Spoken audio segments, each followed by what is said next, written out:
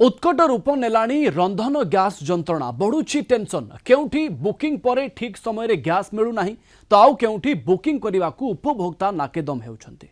राज्यर विभिन्न स्थान में गैस पाई दहगंज उपभोक्ता गैस मिलवा नहीं उपभोक्ता चिंता बढ़ाई देछि। होटेल एवं रेस्टोरेंट भी प्रभावित हेलेनी। तेबे चाठू जलखिया दर दुई गुणा हेलानी। गैस संकट जगू भुवनेश्वर में किछि होटेल खाइबा मेनुरु आइटम को सीमित कर देउछंती।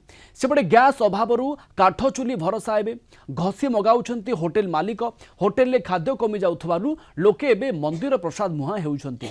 मध्यप्राच्य में युद्ध तेजिबारे लागिछि। यार प्रभाव भारत में तैल और एलपीजी उपरे मध्य पड़िछि। 16 दिन में पहुंचलानी युद्ध लंबुथबारु आगकू रंधन गैस संकट अधिक हेबार बड़ आशंका मन भितर सृष्टि होइछि। तेबे मातिले गैस चोर एमिति एक खबर सामना को आसीछि।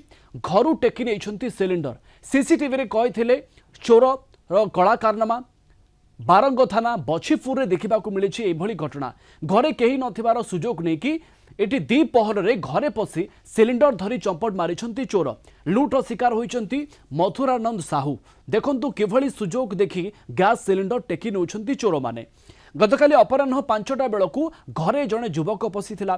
प्रथमे महलारे कहीं नथिबा बेले एबे सीडी पाखरे थुआ होइथिबा गैस भर्ती सिलिंडर को नेकी बाइक रे छु मारिथिला।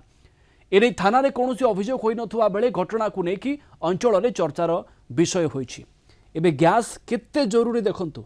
साधारणतः चोर माने एठी सुना रूपा अलंकार पैसा उपरे गुरुत्व देइथांती, किंतु एबे सबुटी गैस खोजा पड़िलानी। एवं गैस पाई गैस एते लोक चिंता रे पड़िलेनी गैस टीका को पाई। ताहा वर्तमान आपण माने भी दैनंदिन जीवन रे आपण अनुभव करि पारुथबे।